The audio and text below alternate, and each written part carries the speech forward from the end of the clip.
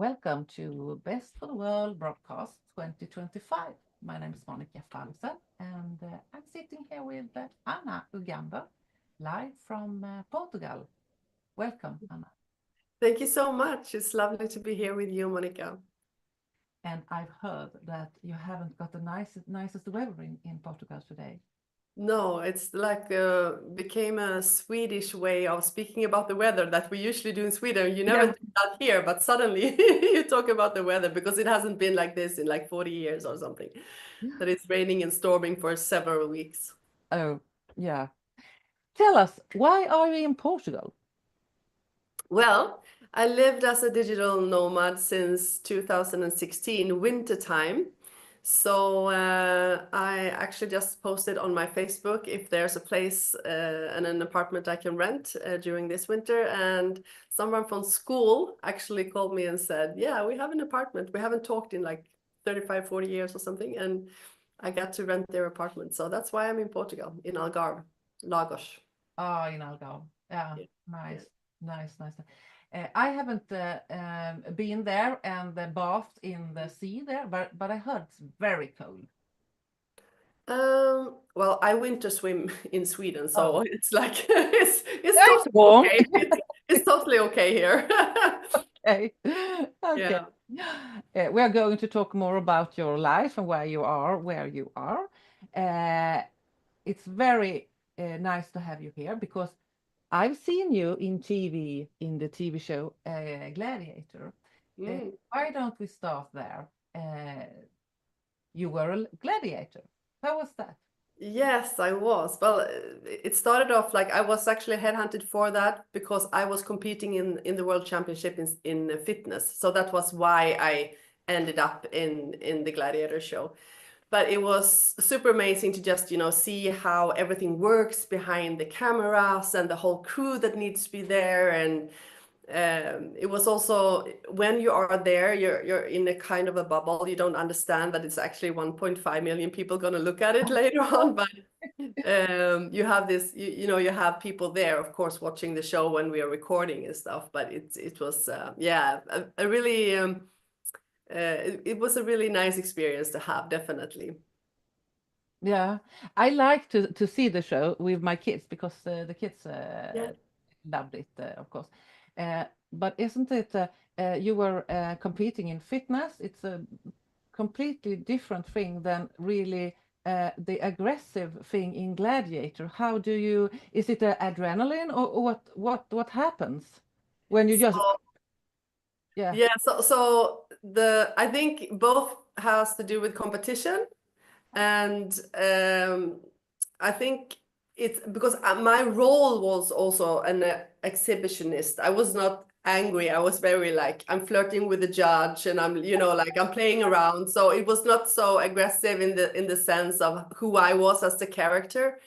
And what you actually do is you try to stop because there are two competitors and we are trying to stop them. We're making it more difficult for them in the rings and the wall, climbing wall and stuff like that. But yeah, it's a bit different, but not too far ahead actually. Okay, yeah, yeah. I think I understand.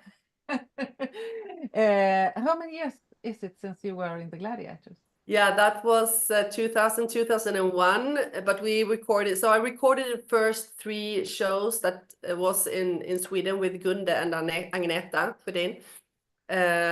So I was there for three years or three seasons, you could say. Yeah. Yeah. And now, 20 years and more, we are sitting here. You're in Portugal, and you're a kind of a nomad, and you are a guide to many people, I believe, your customers, and you have this amazing expression, everyone's born free. So I'm very curious about the journey.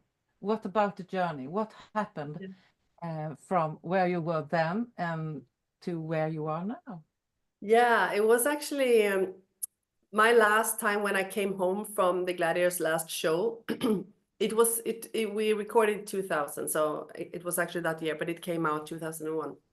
But I had for a long time had 2 companies. I was competing as an athlete, and then this came actually when I ended my career in fitness, and then I came into gladiators. But I had for 10 years living like 24 hours in achieving. So when I actually went home from there and came into I moved from Stockholm and to south of Sweden, and I was in a place where I actually started to relax for the first time, and then it was actually that the whole everything of these 10 years just hit me for real. So I had a severe burnout. I couldn't find my way home. I lost my memory. It's a lot of physical functions that disappeared or that didn't function. And so I had a sick leave for like 1.5 years.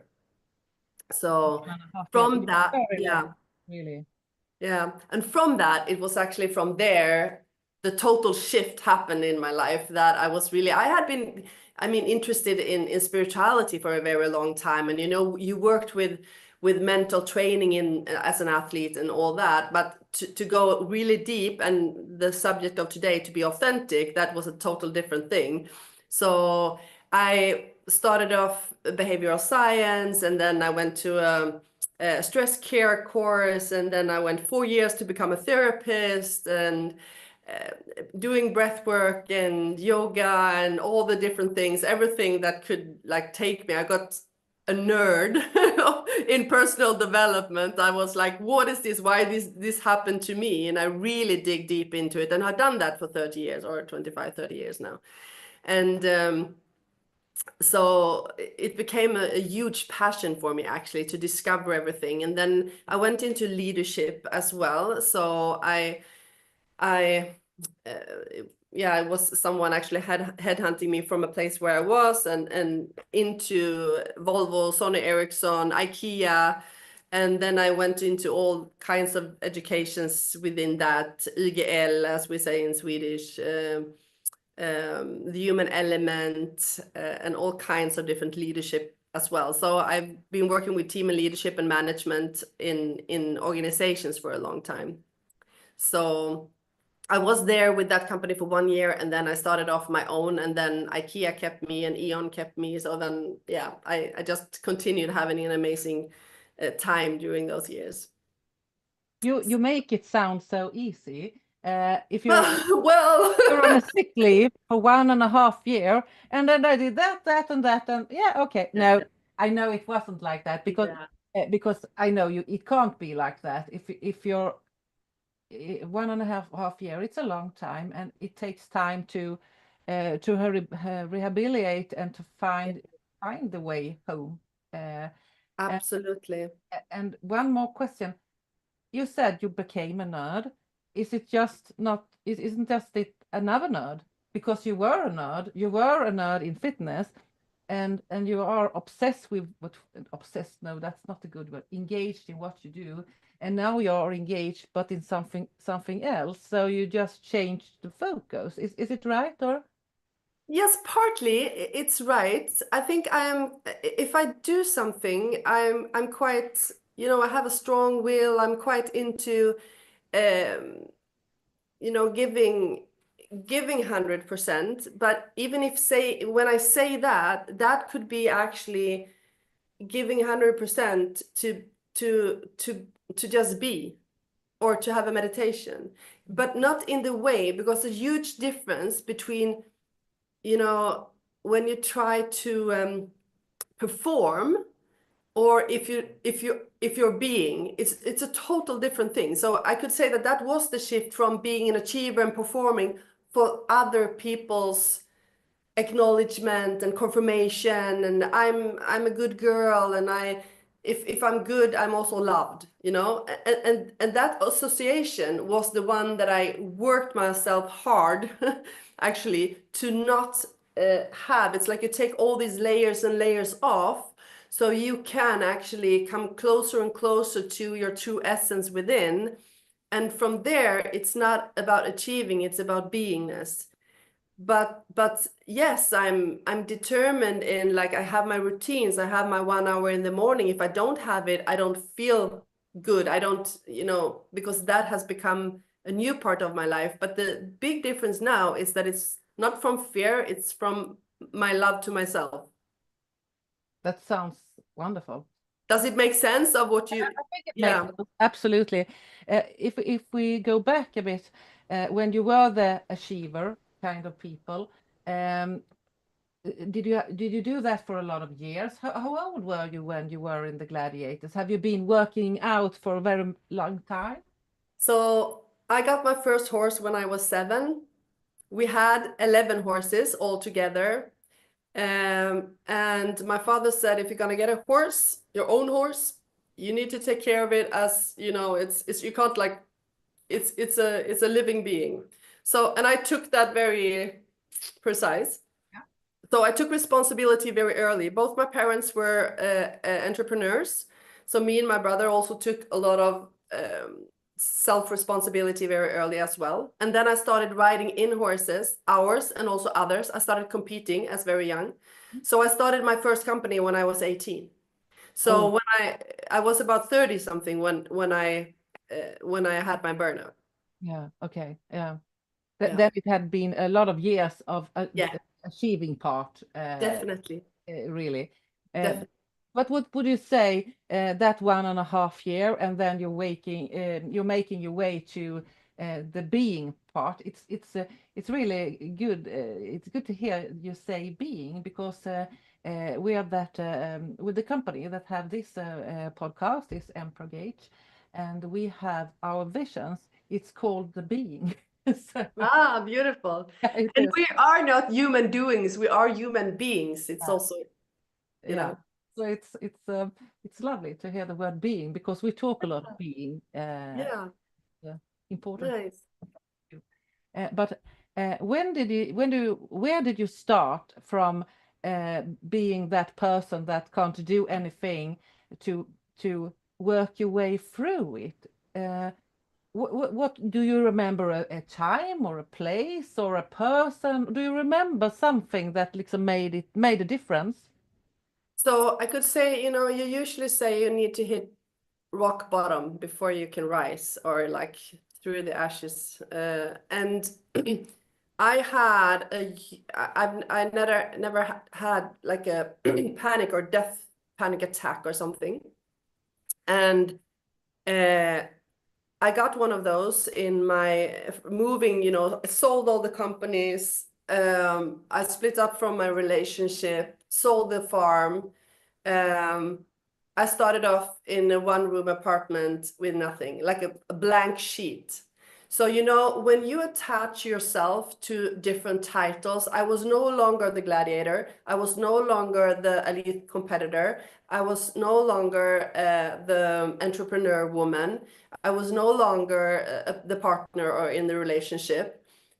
Then who am I? That was like such a turning point. And when I stood in front of that questions with myself, I had this panic attack. I was super afraid of living because I didn't actually know how to live. I have just achieved. I hadn't like living life, enjoying life, like in a way that you do it from your true essence.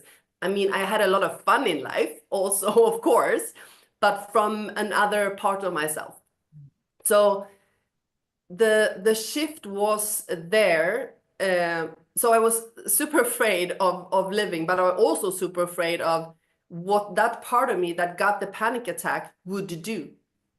It was like, okay, could I actually take my life? Like, I was like, it had no control. I had control my whole life. I've had control, and suddenly I didn't have any control. I called my brother. He held me for 2 hours, and then it shifted. So that was actually the start from like, it was a huge shift. I felt the shift somehow. Then it doesn't say that it's easy to keep forward, to keep on going, because I remember the first time I went out, with some girlfriends. I opened the door I remember it was Utposten in Helsingborg.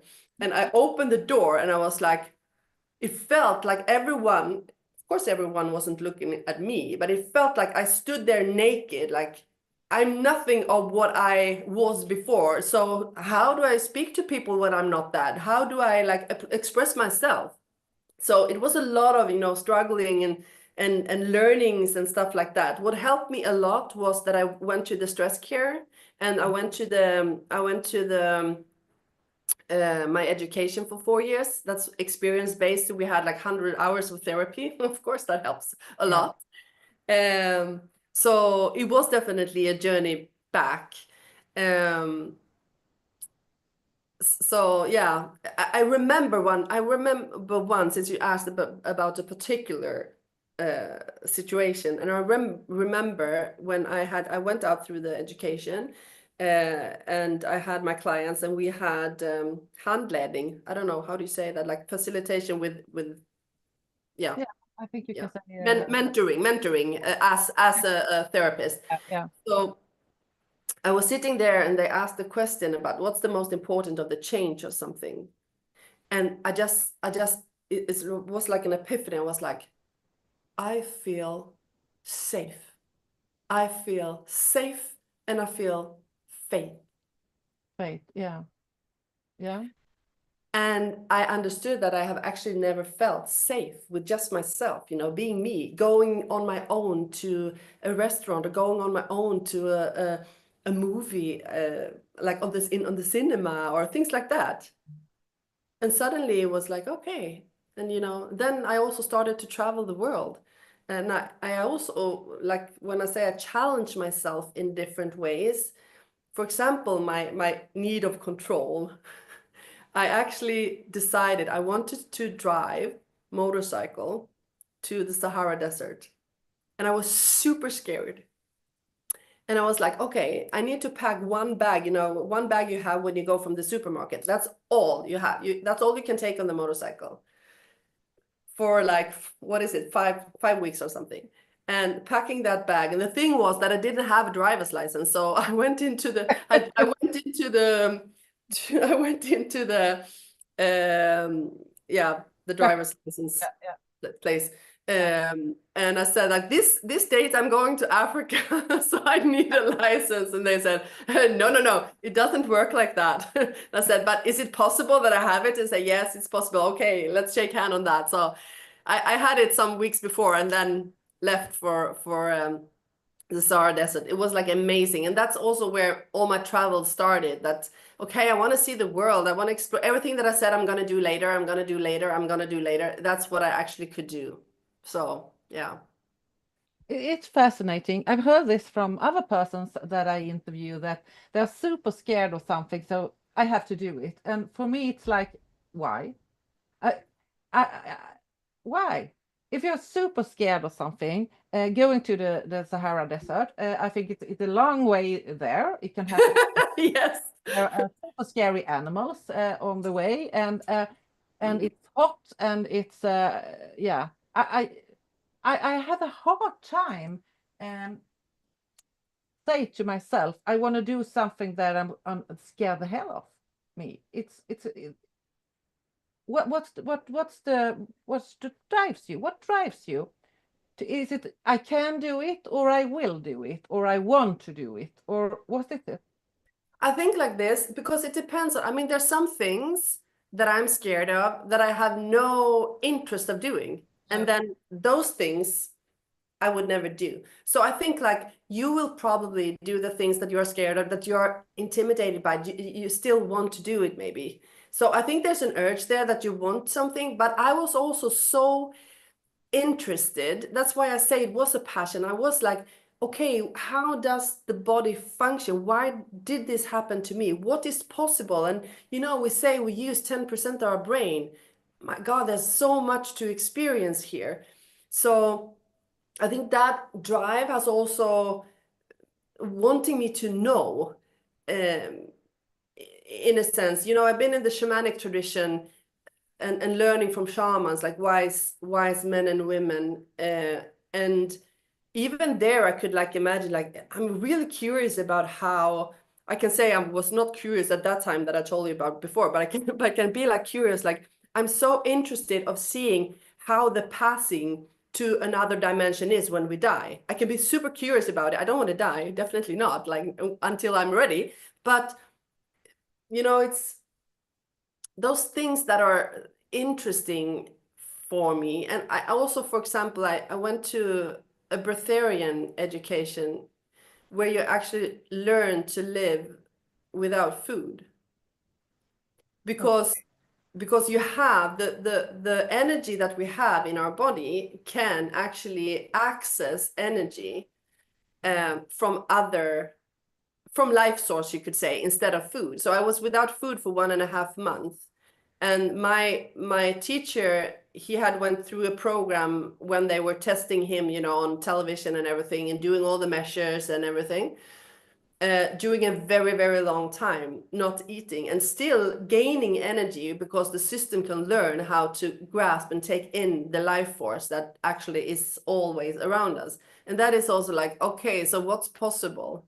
And, you know, there's this guy, Wim Hof, that works with breath work. I also work a lot with breath work, that they measure, you know, like they even have put in poison in his body, and he can change or he can decide over the automatic nervous system just through mind and the state he takes himself in. You know, he climbs mountains in just his shorts, and you go into ice bathing and all these things. So the capacity of our system is so magnificent. So I think one of the things that drove me to do this kind of things was that as well. That makes sense. Really, Yeah. makes sense. But It when you was a long answer, but yeah, but that makes sense. When you say you're not having food in 1.5 months, what about water? I was without water for 4 days, and the 5th day I drank. Okay, Yeah. okay. And there was one guy without water for 7 days. So the thing is that even to feel, you know, you can, just to say, understand how the body functions when you're there, like, because we were in the mountains. I remember the 3rd day, it feels a bit like you don't have enough energy. And I went into the forest and I lay down in the moss. You know, it's humidity, full of humidity in the forest. And I were there for 10 minutes, and I get out and I fully energized. And you mean the body exhale? Yeah, inhale, exhale, the energy of it and the moist. And also, like, in the shower, I've never been so clear about, like, when you stand in the shower, you know that there is this ånga, what do you say? Steam. Yeah, steam. And when I was in the shower, we could never have like so we didn't get any water like in the mouth or something. So you were standing and you could feel the steam of the shower almost like, you know, coming into the system. And I was not like liking to swim in cold water, but we were in the mountains. There was a lake there and it was super cold. And I just swam in the water. I loved it because the body took in, you know, like in the system. It's very crazy. I've never had so much energy. I had came into menopause. It disappeared completely. I've never had anything after that. All my injuries that I had in my body disappeared fully during that time. So a lot of our injuries and a lot of our sicknesses also come from food today. Yeah. Because we eat so much not healthy food. So yeah, it was amazing in many ways, but also super boring because I'm so social and I love life and I love food. So I think yeah, boring. I think it's boring. yes. I think that your body felt bored because, oh, I got some steam. Oh, yeah, let's take it then. There's nothing else. Let's take steam. Yeah, exactly. But I think you know, fasting, usually what I've heard, at least in the yogic tradition, didn't come from the start from religion. It came from that you were actually connecting with yourself and that you didn't have food. Maybe you were hunting for 3-4 days and then you got food, and then, you know, so we eat too much and too much wrong things. Yeah. That Yeah. makes a lot of wellness diseases. Yeah. But I'm not saying that you should not eat, definitely not. And I worked a lot with people with eating disorders, so it's definitely not for like it's a calling, like something when you're called to something you want to try it. It's not for, definitely not for everyone. No, and I think if you're going to do things like that, many of the things that you been talking about, you have to be a strong self, because Yeah, if not, you're maybe you're fasting your way to death, or you do a lot of stupid things if you're not doing it for the right reason. exactly. So true, Monica. So true. That's A important. very good point. But when you were there in the Sahara desert, and it started something, a new journey for you, and I know that you're very spiritual, you say that, and you also said that you've been studying with shamans and so on. Did that just came to you, or is it that you felt it before, or when did your first occasion that you felt something with the spirituality? Um, I I think like because when I was very, very young, I mean like when I was a child, I always we had Indian and cowboy movies at that time. You can't say that today, native people movies. Um, and I always dressed out as this little Pocahontas, always, Pocahontas, yeah, we know Pocahontas. always, like so that has been something that has been with me always since I was young. And this very special thing happened. I remember that I usually said that I want them to be friends. I want the Indians and cowboys to be friends and talk to each other, and I want them to gather and be friends. And when I'm standing in one of the days when I'm in, because I had retreats 10 years in Mexico at the pyramid area, and I'm standing at the pyramid area, and this thing comes to me that I had a remembering from when I was little, when I had that thought that I want to gather people so they feel better, they are friends with each other. Here I'm standing on shamanic land, like where this place that we're at calls where humans becomes God, or how can you live happy as a human being on the planet when you're a spiritual being. So I'm standing there and I'm gathering people to come to this place, to feel better and gather together. So it's a really beautiful story that I started when I was very young. But also I had an accident when I was something like 14, 15, and a horse accident. And I experienced another reality or another realm somehow. So I think that has also been something that always have been my drive, because that sense or that feeling of that non-explainable state I was in, and the sense of feeling I got of this total unconditional love and light. That's how I would describe it in words, but it's beyond words. That has always been. So I think my path in my life to become a spiritual mentor and coach and helping people to be more authentic and to be with themselves and to really find a way. My retreats usually called art of living, how you can live, like also my company name, conscious living and leadership. How can you be conscious and live with happiness and be, have that self-love and all that. So that has been like something that I've felt it in moments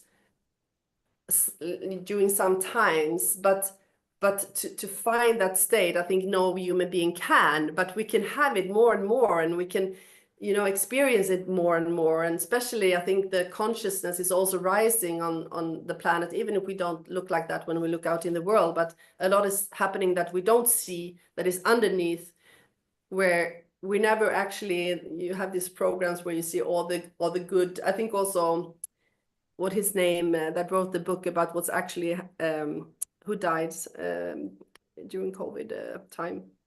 Oh, I can't remember his name, but anyhow, he wrote this book about all the things that are actually a lot better. We don't have Yeah, Rosling, you mean? yes, Rosling, exactly. We don't have such much starving anymore. We don't have so there's a lot of good things happening, So yeah, I don't know where I came from this, but I actually have on Instagram a man who is posting once a month good things that happens in the world. Have you heard of him? I Yeah. have him too. I have him too. I mean, that's wonderful. Yeah. The last time now it's about cigarettes, and they were splitting the parts of the cigarettes and Yes, choice I out. saw it. I saw it. Amazing. It's amazing, and I also love Rosling. It's a hard time that he's not with us anymore. But what would you say if you came to if we nowadays you're a coach, you do a lot of coaching, and you are doing a lot of leadership training. Can you describe what's a job today for you with your client? Yeah. What do you work? So if it's a leadership job, it's usually that I go to a place where they host for conferences. Conferences. So we have maybe a day or maybe 1.5 days where we also stay over, and I work with a team or a management group, and it can be about their communication, about their goal setting. It can be about their being more effective, having feedback. So we can do, depending on what the needs are for that particular leading group, we go through that, and everything I do is always experience based. So it's not like you sit listening, you do everything in different kinds of exercises and stuff. And they also get things that they will continue doing while they come home. So it's not just a temporary, okay, we go on this and then workshop and then we come back and everything is like normal. Because for me, I want it to be a long-term change. So if they can and have the budget for it, we usually meet 1 time and then 2 times and maybe 3 times over time. So it's actually really happening a change for them, so they can work more effectively or feel better in the team. And I worked with a lot of teams before that was not functioning. So then it was a lot about communication and how we get to know each other and how we come deeper into ourselves. You know, like we worked 3-4 years together. Everyone here knows each other. And after those days, it's like, oh my God, I didn't know that about you. And, you know, there's things happening that goes deeper, and also emotionally when you relate to each other with something maybe that is difficult or something, you also create empathy for each other. You don't want to then, you know, put another person in a position where it's not good because you have a different connection. Yeah, so exactly. you work a lot better together. So that could be a day or 2 where we have that. Otherwise, it's coaching online usually. Sometimes I also work with different kinds of personal profiles. I work with human design. If I work with also teams, I sometimes work with the extended disc. So you can see which kind of different types of people who are in the group, so we can match. Is there a missing person? How can we connect together? Why don't we understand each other? Or why are we so similar, and things like that. So that helps the team very, very much. And if I have a retreat, then usually it's 3 days or it's a week, and then it's like an amazing bubble of just going deep and high. We laugh a lot, we cry, we enjoy, and there's also, of course, depth in going within. And we have amazing food. It's always in amazing nature. So this retreat that I have, you started off saying like you are born free, and that's the retreat I have in May, 23rd to 25th of May, and then I have my next retreat in Bali in the autumn this year. This expression, I love it, born free. It makes me wonder about born free, like in Jean-Paul Sartre, that you are able to make your own decision, even if you're sitting in a cell. Your decision is, how do I cope with this or so. Is it the same way you think about the born free thing? You know, I got a Dobby in my arm here from the Harry Potter, because I think that's Dobby is free, but he wasn't born free. He got free when he got his master's sock, you know. Yeah. What do you keep in the sentence born free, or in the way of? Yeah. So we are born free to as you say, have a relationship or have a point of view to anything we meet in life, even to ourselves. I usually say it's it's simple, it's super simple, but it's not easy. So understanding that from how I see it, we have this physical body, as I say, that this is a vehicle for being here on earth, but we also have our soul that I see as just transforming. Like energy never dies, it's never started and it can't be destroyed. And the soul is in that sense free already. But of course, as a human being, I can be born with genetic traumas or genetic energies from my ancestors. And that is also what I work with, that we break, so we don't keep on having the same patterns or the same traumas that we have maybe from our family. In the shamanic tradition, we say 7 years back. And when I work with something, I also create change for 7 years ahead. So it's very beautiful. But so born free means that, like Viktor Frankl also wrote in his book when he was in the concentration camps, that they can take me to the gas chamber, but they can never take my dignity. You can't take away the dignity. And that is about, okay, so in personal development, you also learn how can I create that self-worth in me, so no one can actually hurt me. Someone can only hurt me if I allow them to. And that's of course is like, I'm not saying, because that's super difficult when we are a human being and someone hurts you, but the more free you can be with that, the less drama, the less pain you have in life, and the more free you are. Yeah, and I completely agree with you, but I think it takes time to feel the security in yourself and the safety in yourself that make you able to have that distance to other people and to yourself. But even the small steps make such huge difference. Yeah.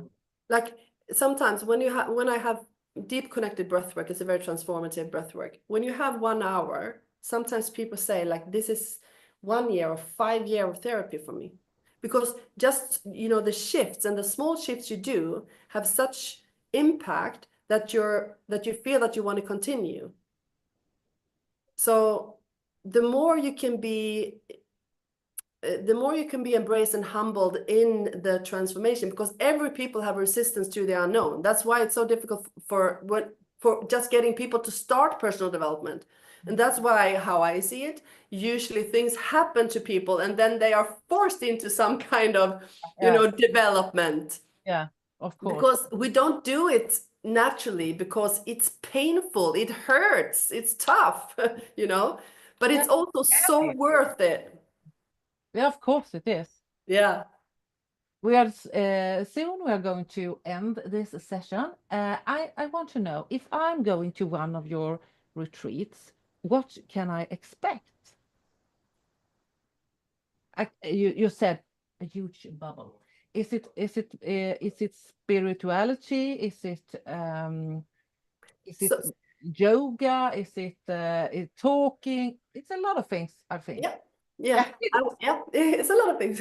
So I always start the mornings with yoga, meditation, breath work, and usually they hug each other also. That's not in the schedule, but usually that's what happens. We have amazing food, and between the sessions we enjoy the environment, self-reflection. You connect with like-minded people. It's like just a soft, beautiful, nice area we're always in. I have self-leadership, direct, you could say, tools that you can use in your everyday life. You can have it with you for the rest of your life. So it's very practical, spot on leadership, self-leadership tools. I do breath work that is amazing, because you kind of can't let the fear and the mind stay in your way. So we're allowing the body to do the work, you could say, because the body is so, it's an innate wisdom that just lies within the body. So we allow that to unfold itself. we have different kinds of exercises. I also do some coaching sometimes with people on the retreat, and the people around will recognize themselves when they have it, when they see the other person. Everyone recognize themselves in someone else. So, and also mentoring when you have different practices and exercises. We do shamanic work, going out in the forest with fire, or doing things in nature in different ways. If there is a pool, we take a swim, or if there's an ocean, we go swimming. We take hikes usually. And it's just an amazing time of being together in super honesty, vulnerability, and connecting. And even if I set a bubble, and it is when you're there, and I think it's good to create a bubble. It's like in the therapy room, we say we need to create the safe space. So that's why we call it a bubble. And when you come out, it sometimes can be tough for people to hit like the world out there. So I also usually have coaching group sessions after, so you can reconnect. You can like, okay, how do I take this further? What happened since we met there, and things like that, because that's super helpful. And you can of course always continue with coaching if you like afterwards to keep your journey going. But yeah, that's sometimes I use human design as well. So you get the human design chart. That's your quantum blueprint. That's really, really you. So it's actually on your birthday and your birth time. And it tells who you are, how you make decisions, what your energy is, how you create success in life, how the traumas that you have with you. It tells you everything. It's an amazing tool to have as well. I think we should have another time to talk about that, because that sounds very exciting. And it sounds amazing with the retreat. I've been to silent retreat. I haven't. Yeah. We have been talking so much. Exactly, but it's beautiful as well. Yeah, it is, and I love the breath exercise, because I think it's something I've learned within my experience, that how important it is to know how to breathe. That's an amazing. I actually had yesterday, I think it was. I usually don't time myself, because I do breath work every morning. I usually don't time myself, but I did time it, and I was surprised the first time, but I was also surprised this time. So I had 5 minutes and 10 seconds yesterday. And I only do the breath work. I just hold the breath for 5 minutes. It's like, if I would thought about that like some years ago, I was like, what, 5 minutes? That's what, yeah. But yeah, and I just do 20-minute breath work every day. Yeah, that's really amazing. And I read about it on your page. Yeah. Thank you so much, Anna. Thank you so much, Monica. It's been a pleasure. You're good at asking the right questions. May I ask you one question? You can do that. What is authentic to you? Authentic to me. Oh, I think it's don't have to rearrange something. I did this personality test, with the colors. Yeah.